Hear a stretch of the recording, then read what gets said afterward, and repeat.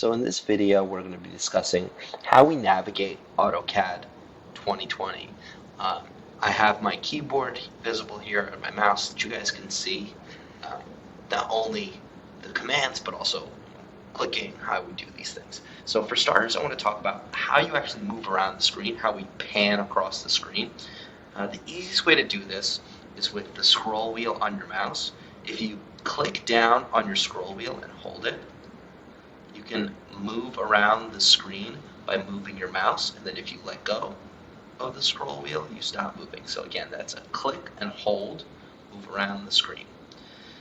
If you want to zoom in and out, you take your scroll wheel and you roll it to zoom in and out.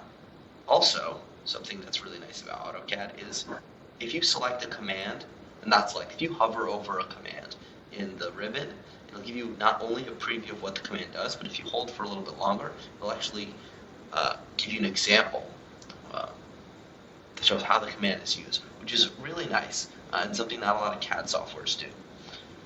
So jumping right into the next thing, I have a circle up here. I can actually do the same thing if I type in circle in the command bar and I hover over that command.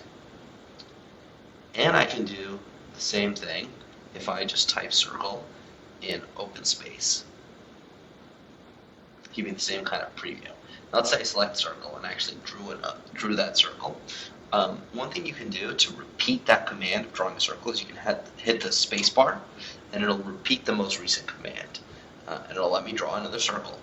Now be careful because it treats erasing and deleting as a command. So let's say I wanted to delete this circle. If I select it, so selecting it by left clicking and hit delete, it treats that as using the erase command. So if I hit the space bar, it's not going to prompt me to draw a circle. It's going to prompt me to delete something. So I can select this other circle and hit enter. Now it's gone. The next thing I want to talk about is drawing things at precise locations. We talked about this in the last lesson, but I just want to repeat it because it's super important that it's done right. So let's say I select a rectangle and I want to start exactly at the origin. I can't just hover my mouse over there. I actually need to click on this. I need to type in, not click. I need to type in the specific point I want to start at. So if I want to start at the origin, I need to type 0, comma, 0, and hit enter, and that'll start me at the origin. Now, you'll notice over here I have, instead of it asking me for another coordinate to type in, it prompts me to type in side length. So I can still type in a coordinate. I can type 5, comma, 5, and it'll prompt me to where I type in a coordinate and I hit enter. The other alternative, I undid that by pressing Control Z. The alternative there is you can start at 0, comma, 0, and I can type in 5, and if I want to jump over here to select the other side length, to jump into any other dialog box, I can hit the tab key and type in 5 and hit enter. And that lets me jump in that dialog box. This is super important when you're drawing lines at specific angles. So let's say I'm drawing a line and I want to start at the midpoint here, and I want it to be exactly 45 degrees. Well, if I type, 7, comma doesn't jump me to that next dialog box. It just allows me to type in another coordinate, so I can type 3 and it'll draw a line. But if I want to actually draw that line at a specific angle, some of you might be tempted, okay, I'll just move my mouse till it says 45 if I want this to be at 45 degrees.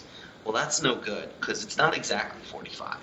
It says 45, but it's not exactly 45. It could be 44.75, it could be 45.139. You don't know what it is, but it's not going to be exactly 45. It's almost impossible for it to be exactly 45. If you want it to be exactly 45, you need to jump into the dialog box by hitting tab and editing that and making it 45.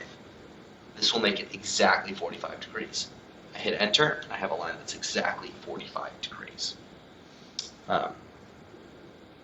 So that's it in terms of navigating AutoCAD and inputting things into it for today.